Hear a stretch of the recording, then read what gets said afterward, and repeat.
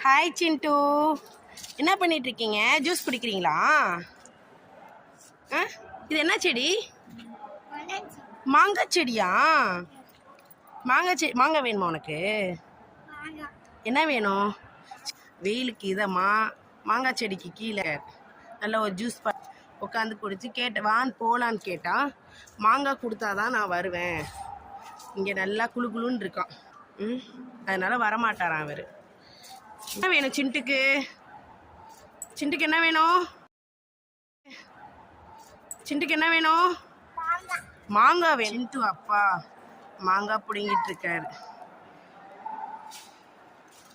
Super, மாங்காவை பிடுங்கியாச்சு.